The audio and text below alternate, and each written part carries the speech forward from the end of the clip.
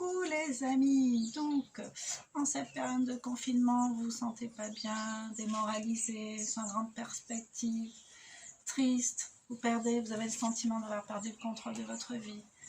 Vous pouvez vous sentir aussi comme un bateau à la dérive, au bout du rouleau, comme une licorne sans cornes. Donc, pas de panique. Moi, je reviens avec le jeu Ciao, zone de confort. Et l'idée ici, ça va être de vous proposer des défis. Donc des défis intramuros, mais comme on a Internet, on est quand même bien loti dans ce confinement. L'idée, ça va être de reprendre, de refaire des actions, de poser ses propres jalons, de reprendre confiance en soi en faisant des actions. Donc, je vais tirer deux cartes. Je vais vous lancer deux défis. Non, je vais les piocher. Je vais lancer deux défis que vous pourrez faire vous-même. Alors, demandez aux trois personnes qui vous connaissent le mieux vos trois principales qualités et défauts. Bon, mais c'est plutôt gentil pour démarrer ça. Demandez aux trois personnes, à trois personnes qui vous connaissent bien, ou aux trois personnes qui vous connaissent le mieux, de vous citer trois qualités et trois défauts que vous auriez. Que je vous le rappelle, les gens parlent avec leur propre filtre. Ce qui peut être un défaut pour moi, enfin, je vois quelqu'un, ça peut être un défaut. Je peux avoir une autre personne à côté qui ne va pas considérer que c'est un défaut. Tandis les amis, des amis sont mes amis, moi je trouve pas que ce soit juste parce que par rapport aux personnalités de chacun, à ce que la personne dégage, il y a des choses qui peuvent très bien me déranger et qui ne vont pas déranger mon ami, qui est ami avec l'autre personne. Donc voilà, tout dépend de l'image qu'on renvoie. Et là, ici, ça va être de demander aux trois personnes qui vous connaissent le mieux de citer, selon eux, trois qualités, trois défauts.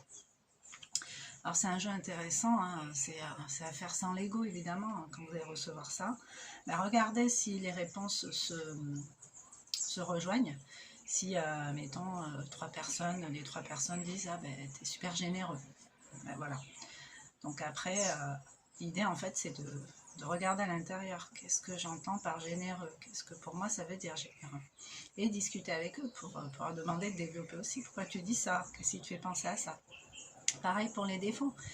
Et l'idée, c'est de se poser aussi pour analyser un peu, est-ce que moi je considère que j'ai ce défaut, en discutant avec les personnes en question, elles vont me dire, ben, je trouve quand même que là, t'es pas cool sur ce point-là, parce que, elles vont vous donner des exemples, en tout cas, invitez-les à ça.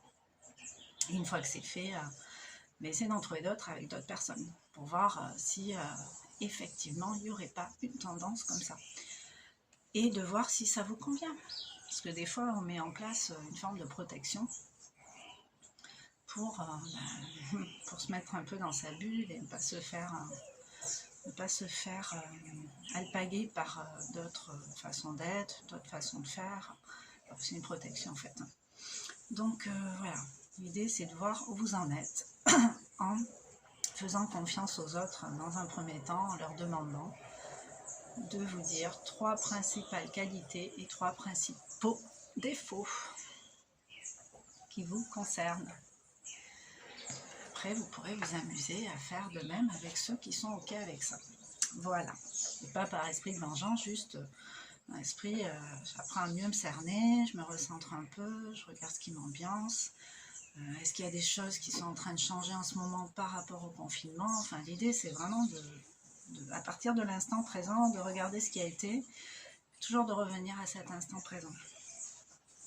Voilà, et le deuxième défi, éteignez votre smartphone et vivez sans téléphone pendant 2 jours d'affilée. Ça, c'est du défi, hein. Éteignez votre smartphone pendant 2 jours d'affilée. Est-ce que vous allez être capable de faire ça? Donc voilà, ben, je vous souhaite un bon défi, parce que pour le coup, à mon sens, éteindre son smartphone 2 jours d'affilée, ça c'est un vrai défi. Je l'ai déjà fait pendant 24 heures.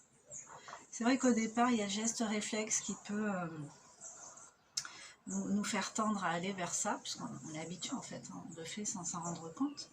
Mais au final, quand on décide vraiment, on choisit de les mettre de côté. Et encore une fois, vous pouvez utiliser un pense-bien hein, pour vous rappeler que vous avez établi un contrat avec vous-même et que vous n'avez pas envie d'y déroger, tout simplement parce que vous avez envie de relever le défi.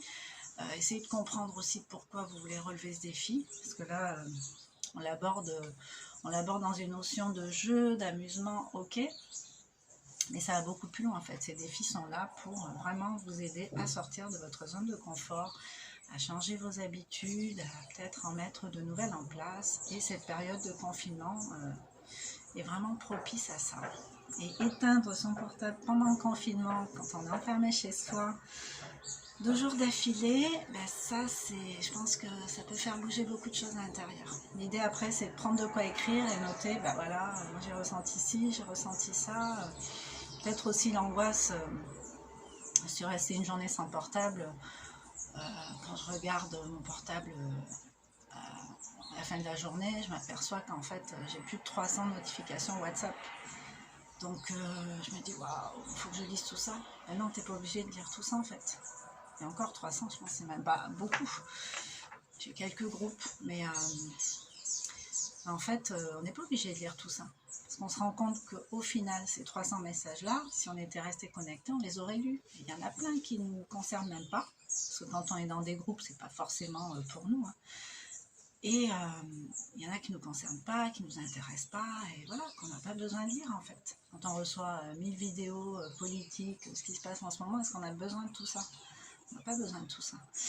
Donc voilà, bon, ben, je vous souhaite un bon défi, commentez, recommandez la vidéo pour partager ce défi peut-être avec des amis à vous, de la famille, enfin, des collègues, qui vous voulez, hein, qui vous vient à l'esprit. Et puis voilà, faites des retours, partagez, likez, abonnez-vous. Je vous fais des gros bisous et je vous dis à bientôt.